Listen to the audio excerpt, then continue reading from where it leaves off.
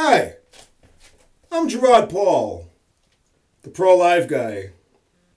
Do you know that there's an abortion in the United States every 24 seconds? That's right, they kill 4,000 children a day in the U.S. with abortion. Did you know that 50% of the women who are having an abortion already had an abortion previously? And that about 25% of them that are having an abortion now are on their third abortion? Ridiculous. Children are not disposable, you know. You know, the big lie that the child is not a human. You know, back in World War II, Hitler said that the Jews weren't human. And society believed him. And he was able to get away with what he did. And it's the same thing today with abortion. They lie. They tell you that the child is not a human. That baby is a human being from the day of conception. And you know why? I'm going to tell you why. You're going to understand. Back when abortion was first legalized, we didn't have the technology that we do today. And today they know. They know that upon the first day of conception that baby has individual DNA. A DNA that only one person can have, because once that DNA is killed or destroyed, it doesn't exist again. It's like fingerprints. And on that first day of conception, according to the DNA of the baby, the eye color, the hair color, the facial features, the IQ, the personality, that baby is an individual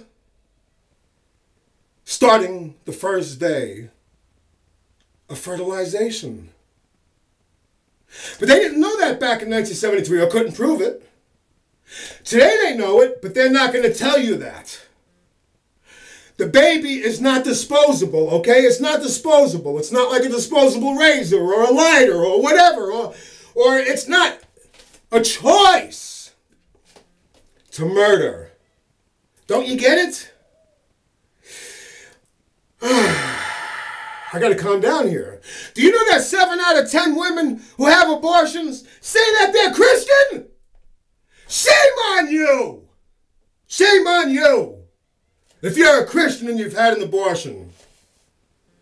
Now, I don't want to judge you if you've had an abortion, okay? I am not here to do that. What I do want to say is, when I say shame on you, that's my personal feeling. My personal feeling. You know, everybody's entitled to their opinion. This is America, after all, isn't it? Or at least it used to be. Now we're murdering children. Over 50 million children so far. Do you know that 1/3 of Planned Parenthood's funds, Planned Parenthood, who is the largest abortion provider in the country, 1/3 of their funds come from taxpayers' money? You're going to tell me, all you people out there who believe that taxpayers weren't paying for abortion, that's a big bunch of malarkey. They find loopholes to get it done. And also Medicaid pays for abortions as well. So, you know, Planned Parenthood has a clinic in almost every minority neighborhood in the country.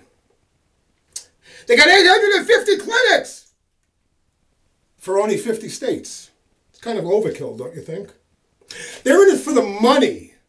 That's what abortion is all about to them, the money. And you're the fool who goes out there and gives it to them. Murders your own child. Listening to their big lie. Let me give you a couple more statistics.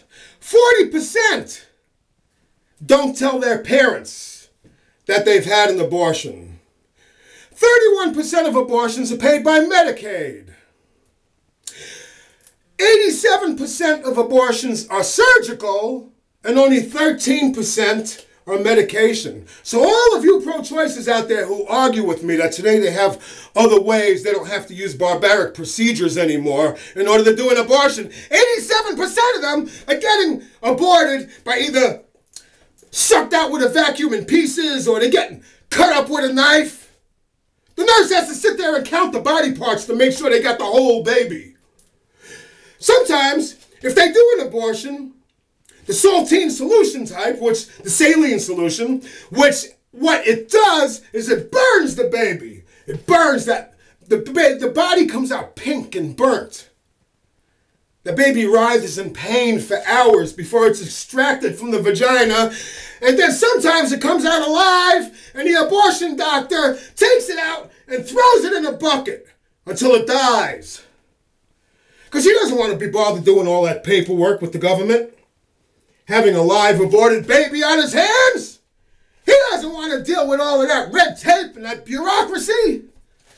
He doesn't want to be called to the carpet. He's heartless enough. He kills babies all the time. So why not? He takes that live baby, throws it in a bucket and leaves it there to die. Happens all the time. Doesn't even tell the mother that the baby came out alive. He doesn't need that hassle, right? You wouldn't believe the amount of corruption that's involved in the abortion industry. And the abortion industry, that's what it is. It's an industry, like the retail industry. It's there to make money. That's the whole purpose of it. You see, being that abortion started in 1973, well, started a little bit before that, but became legalized in the whole country.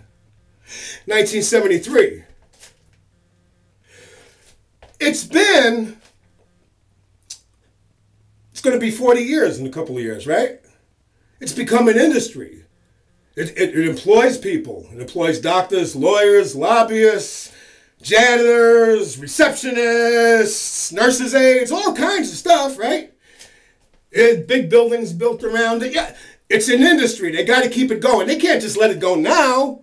They're not going to tell you that the baby is human now that they know it is, being that they make their livelihood from killing your children.